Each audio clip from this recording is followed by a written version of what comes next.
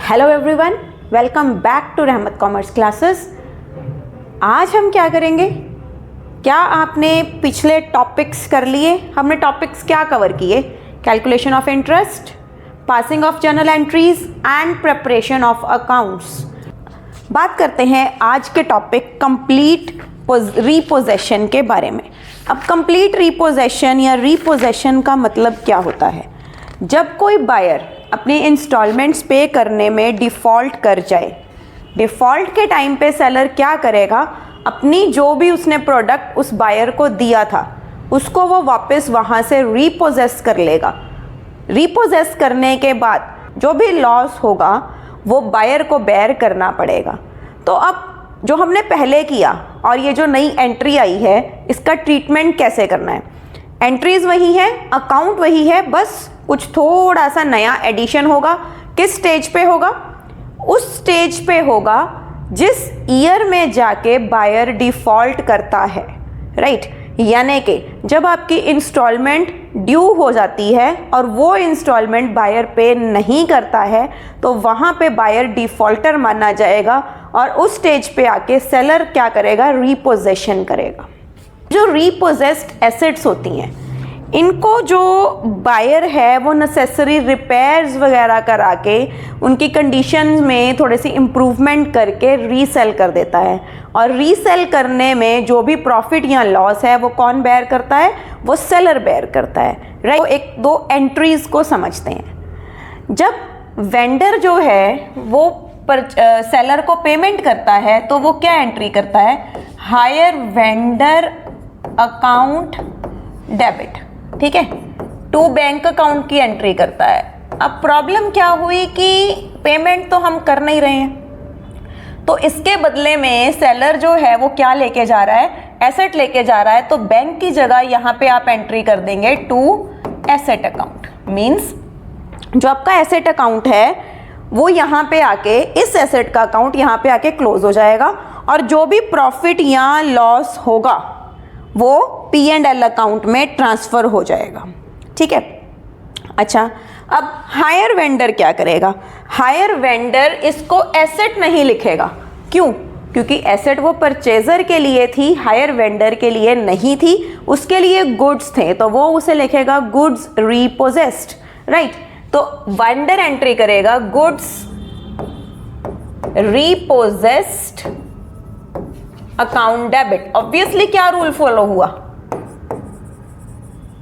जैसे हम कोई भी प्रोडक्ट खरीदते हैं या कोई भी परचेजेस करते हैं तो हम उसे डेबिट करते हैं, तो सेम रूल फॉलो हुआ, goods repossessed account debit. But ये गुड्स कहाँ से आई थी? ये आई थी हायर परचेजर से। अच्छा, आप पुरानी एंट्री याद करो। जब वेंडर पेमेंट लेता था तो वो क्या एंट्री करता था? Bank account debit. अब बैंक अकाउंट की जगह वो क्या एंट्री कर रहा है? Goods repossessed account debit. Fine. अच्छा, जब गुड्स रीपोजेस्ड जो हैं उनको हम रिकंडीशन करा रहे हैं, रिकंडीशन करा रहे हैं तो उस पर और एक्सपेंस कर रहे हैं। और जब हम कोई एसेट पे एक्सपेंसेस और करते हैं जिससे उससे वैल्यू बढ़ती है तो एसेट अकाउंट यानी कि वो वाला अकाउंट, गुड्स का अकाउंट हमेशा डेबिट होता है। अब ये जो गुड्स हैं ये डेबिट होंगे क्योंकि इनकी वैल्यू इंक्रीज होएगी जब इनमें नेसेसरी रिपेयर्स कराई जाएंगी। फाइन। अब रिपेयर्स कराने के लिए सेलर क्या पे करेगा? कुछ अमाउंट पे करेगा, बैंक के थ्रू या कैश के through, whatever be the situation. तो आप नेक्स्ट एंट्री पास करेंगे गुड्स रीपोजेस्ड अकाउंट डेबिट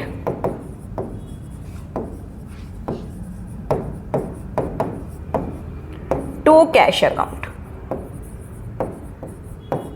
ठीक है। अब इसके बाद इनको जब हम सेल करेंगे, आप कैश भी लिख सकते हैं, बैंक भी लिख सकते हैं, ऐसे कोई प्रॉब्लम नहीं है। जब आप इन्हीं गुड्स को दोबारा से सेल करेंगे तो आपकी नेक्स्ट एंट्री हो जाएगी cash account debit to goods repossessed account. ये जो एंट्री पास होगी ये सेल वैल्यू से पास होगी। मींस वो अमाउंट जो एक्चुअली सेलर ने रियलाइज की है, जिसको हम कहते हैं रियलाइज्ड अमाउंट।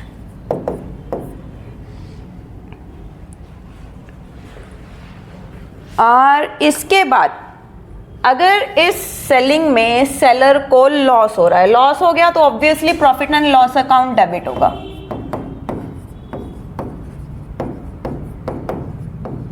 ठीक है, और आप क्रेडिट कर दोगे गुड्स रीपोजेस्ड अकाउंट को। अल्टरनेटिवली अगर प्रॉफिट हो जाता है तो गुड्स रीपोजेस्ड अकाउंट डेबिट हो जाएगा और P&L अकाउंट क्रेडिट हो जाएगा।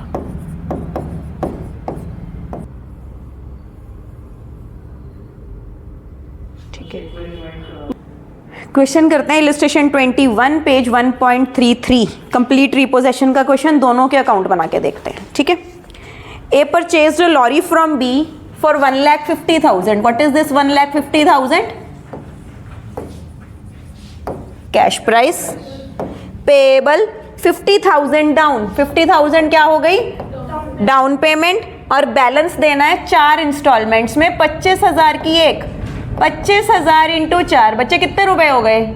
1 लाख, 1 लाख प्लस 50 तो 150 ही हुआ ना, 1 लाख प्लस 50 150 हो गया, तो ये तो कैश प्राइस था, इसका मतलब इंटरेस्ट बीच में नहीं है। लॉरी खरीदी इसने 150 की, 50,000 इसने डाउन पेमेंट कर दी और बची हुई अमाउंट दे दी 25,000 की 4 इंस्टॉलमेंट्स, और साथ में क्या कह रहा है? Balance in 4 equal annual instalments along with interest, means interest plus करना है, हुआ नहीं है, करना है। ठीक है, अब इंटरेस्ट अगर प्लस करना है तो तुम्हें कैलकुलेट करके हर एक इंस्टॉलमेंट में 25,000 के साथ इंटरेस्ट की अमाउंट खुद से ऐड करनी है। ठीक है, अब ऐसे करते हैं, एक साइड पे वेंडर का अकाउंट बनाते हैं परचेजर की बुक्स में और उसका एसेट का अकाउंट बनाते हैं। ठीक है, साथ साथ एंट्री करेंगे, साथ साथ इंटरेस्ट कैलकुलेशन आती जाएगी। अच्छा, अब इसने खरीदी लॉरी 150 की, तो पहली एंट्री क्या थी? Asset account debit to vendor account, तो एसेट अकाउंट की कौन सी side? Debit side, B, to B's account, vendor का नेम है बी और परचेजर का नेम है ए। ठीक है, तो हायर वेंडर मींस बी का अकाउंट हो गया ये। ठीक है, कितने की खरीदी? 150, ये तो डेप्रिसिएशन के लिए है। अब डेट लिखनी है, यहाँ पे डेट गिवन नहीं है, डेट गिवन ही नहीं है, तो मान के चलो ये ईयर बिगनिंग हो गया, ईयर 1 हो गया, ये उसका बिगनिंग हो गया। ठीक है, डेप्रिसिएशन लगाएंगे तो ईयर 1 का क्या हो जाएगा? एंड हो जाएगा, तो ऐसे लिख लेंगे। राइट, अब साइमल्टेनियस एंट्री इसके कौन सी साइड होएगी? इस साइड पे क्या लिखेंगे? बाय लॉरी अकाउंट 150, फिर से ईयर 1। अब क्या लगाएंगे? डाउन पेमेंट करो पहले, कितने की डाउन पेमेंट थी? 2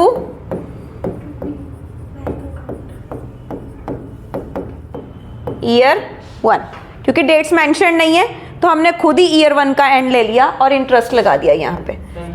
ये बेटा हो गया ईयर 1 का बिगनिंग और ये हो गया ईयर 1 का एंड। ठीक है, बाई इंटरेस्ट लगाओ। इंटरेस्ट किस पे लगना है? 150 में से 50 गया, 1 लाख का 10%, 10,000, और आपका जो इंस्टॉलमेंट की अमाउंट थी वो कितनी थी? 25 प्लस 10, इज इट ओके? अच्छा, अब ये फिर से क्या हो गया? एंड ऑफ ईयर 1, तो यहाँ पे आपका ईयर 1 हो गया क्लोज। बैलेंस कैरी डाउन करो।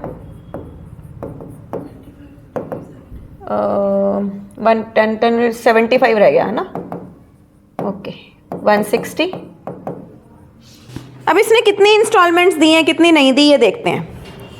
इंटरेस्ट लगा रहा है 10%, डेप्रिसिएशन है 20%, WDV reducing balance method means WDV। A page cache down and 3 successive installments but fails to pay the last installment, यानी कि प्रोसीजर करो, अभी ईयर 2 का भी करो, 3 का भी करो, ईयर 4 में देखेंगे क्या होता है।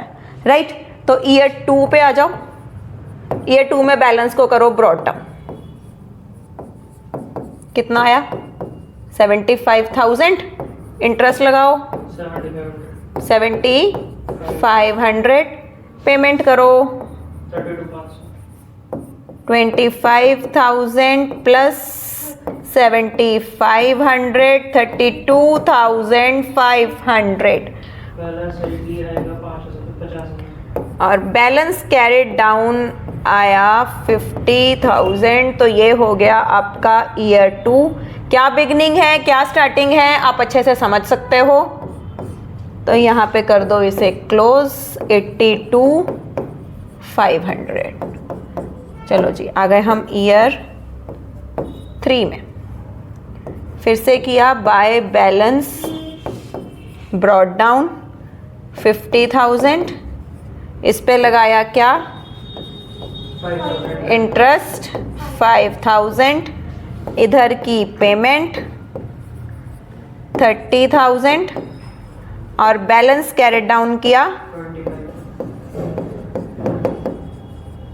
ईयर क्लोज हुआ 55 पे टोटल। ठीक है जी। तो first instalment paid, second paid, third paid, but he failed to pay the fourth instalment. अब क्या होगा? अब यहां पे आपने बच्चों बैलेंस ब्रॉट डाउन कर लिया। यहां पे बात को ना समझना है, ध्यान से सुनना। ये ईयर 4 था, ठीक है। मुझे कब पता चलेगा कि सामने वाला मनी नहीं दे रहा? जब बिल्कुल ईयर का एंड आ जाएगा और मेरा इंटरेस्ट साथ में प्लस हो जाएगा। ठीक है। अब ईयर 1 के स्टार्टिंग में अगर खुद से बोल दे तो बात अलग है, अगर खुद से नहीं बोला तो इंटरेस्ट लग गया भाई उस पर।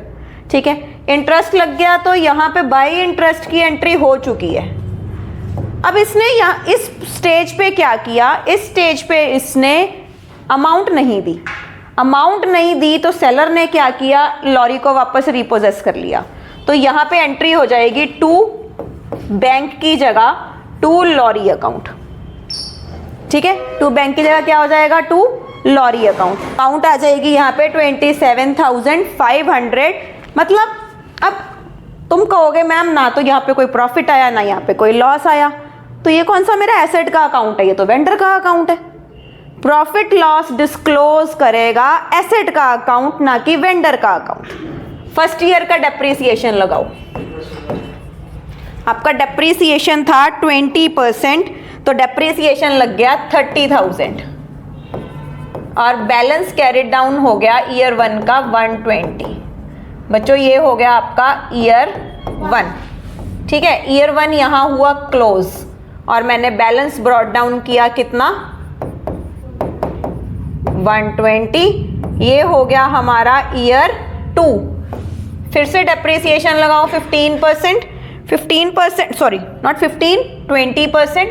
तो यहाँ पे आपका डेप्रीसिएशन लग गया 24,000 और बैलेंस कैरिड डाउन किया 96,000। ये हो गया आपका ईयर 2। ओके, अब ईयर 3 में आ गए हम। ईयर 3 में तो थर्ड इंस्टॉलमेंट तो इसने दी थी, तो टू बैलेंस ब्रॉट डाउन 96,000 और डेप्रीसिएशन लगाओ अगेन 20%। 20% डेप्रीसिएशन आपका आ जाएगा 19,200। बैलेंस को किया कैरिड डाउन 76,800। ओके, अब ये बैलेंस ईयर 4 में ब्रॉट डाउन करके रख लो। टू बैलेंस ब्रॉट डाउन 76,800 और ईयर 4 का डेप्रीसिएशन भी लगा के रखो, क्योंकि आपने उसको पूरे चौथे साल में यानी कि 4th ईयर में भी यूज किया है। ठीक है, तो ईयर 4 का डेप्रीसिएशन भी लगेगा 20% बाय डेप्रीसिएशन अकाउंट। डेप्रीसिएशन लग गया 15,360। अच्छा, अब यहां से कंसेप्ट को समझो कि क्या है। अगर आपके लिए वो एसेट है तो ईयर 4 में आपके लिए उस एसेट की वैल्यू कितनी है? 76,800 माइनस 15,360। ये आपके लिए उस एसेट की वैल्यू है, बट आपका वेंडर उसको कितने में ले गया? क्यों? अब ये प्रॉब्लम क्यों आई? क्योंकि उसकी जो अमाउंट ड्यू थी वो थी 27,500। देने तो सिर्फ इतने पैसे थे ना, पर एसेट की कीमत आपके लिए बहुत ज़्यादा थी इससे। तो वो जो एसेट थी आपकी, रिमाइंडर एसेट, चाहे उसकी कितनी मर्जी वैल्यू थी, वो 27,500 में सरेंडर करनी पड़ गई आपको। मेरी बात समझे? तो 27,500 की अमाउंट अब आपकी कौन सी साइड आनी चाहिए? क्या लिखा है इसने? To lorry account. तो क्या करेंगे? बाय बीज अकाउंट।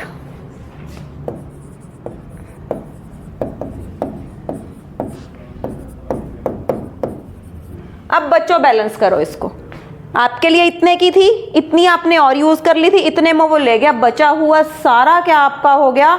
लॉस। क्या लिखोगे? By profit and loss account. क्या अमाउंट निकलेगी? 76,800 minus 15,360 minus 27,500 remaining is the amount of your loss, और वो अमाउंट आती है आपकी 33,940 रुपीज। सेलर परचेजर का अकाउंट बनाएगा अपनी बुक्स में, और ये सारी एंट्रीज क्रॉस हो जाएंगी।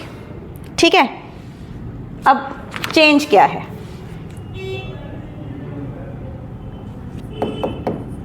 As account whose books? Vendors books, यानी कि बीज बुक्स। ठीक है, इसने पहली एंट्री क्या की थी? Hire purchaser account debit to sales account. ठीक है, उसके लिए क्या है? सेल्स है। परचेजर के लिए क्या है? एसेट है। तो ये पहली एंट्री करेगा टू सेल्स अकाउंट। कितनी की थी बच्चों? 150। ठीक है, उसके बाद इसने डाउन पेमेंट ले ली। कितनी ले ली? 50,000 की। और फिर इसको क्या मिला? इंटरेस्ट ड्यू हो जाएगा इसका। टू इंटरेस्ट कितना था पहली इंस्टॉलमेंट पे? 10,000। ठीक है, और इसको अगली इंस्टॉलमेंट कितने की मिल गई? 25 प्लस 10 35। तो फर्स्ट ईयर क्लोज हो गया। फिर से अब क्या किया? अब हमने किया इसका balance brought down. Balance carried down भी करना था। बाय बैलेंस कैरिड डाउन 75,000, और डेबिट साइड पे करो to balance brought down 75,000, to interest 7,500, by bank 32,500, 25,000 plus 7,500, to by balance carried down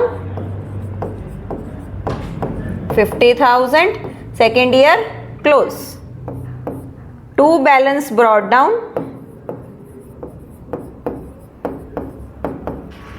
50,000, to interest 5,000, by bank 30,000, by balance carried down 25,000, third year close. Fourth year to balance brought down 25,000, to interest 2,500। अब यहां पे money तो नहीं आई ना? क्या लिखेगा? By goods repossessed account. By goods repossessed account क्या entry डाल देगा? 27,500, 27,500। तो ये हो गया आपका ईयर 1, ईयर 2, ईयर 3 और ईयर 4। अब सीखते हैं गुड्स रीपोजेस्ड का अकाउंट बनाना। बहुत इजी है, ध्यान से देखना। पर इन्होंने क्या एंट्री की? Goods repossessed account debit to A account. तो गुड्स रीपोजेस्ड अकाउंट डेबिट। ठीक है, ऊपर लिखो गुड्स रीपोजेस्ड अकाउंट। तो डेबिट हो रहा है तो डेबिट साइड पे क्या करेगा? To A's account 27,500। यहाँ पे हम 4th ईयर लिख देते हैं क्योंकि हमें डेट पता ही नहीं है। अब सेलर ने इस पे 5,000 की रिपेयर्स करा के इसे 50,000 में बेच दिया। जब हमने रिपेयर कराई तो फिर से ये अकाउंट डेबिट हो गया, तो यहाँ पे लिखो टू कैश अकाउंट। कितने की रिपेयर कराई और कितने में बेच दिया? 50,000। क्या आ गया इधर? बाय कैश या बाय बैंक? कितना आया? 50,000। 27,500 का उसने उसे पिक किया था, 5,000 इसने उसके ऊपर लगाए थे, 50,000 में उसने उसको सेल कर दिया। तो 50,000 minus 27,500 minus 5,000 will give you 17,500 और ये हो गया उसका प्रॉफिट। किस में डालेगा?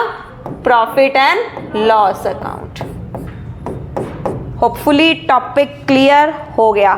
पर कोई भी टॉपिक क्लियर तब होता है जब आप खुद से उसके क्वेश्चन करते हो, बैक एक्सरसाइज करोगे, उसके बाद ही आपका वो टॉपिक क्लियर होगा।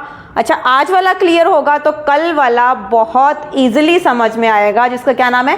पार्शियल रीपोजेशन। आपको आज का टॉपिक समझ आ गया है तो बैक एक्सरसाइज के क्वेश्चंस प्रैक्टिस करना ना भूलें और वेट करें मेरी अगली वीडियो के लिए। बने रहें रहमत कॉमर्स क्लासेस के साथ, और वीडियोस अच्छी लग रही हैं तो लाइक करें, शेयर करें और चैनल को सब्सक्राइब करें। That's all for today.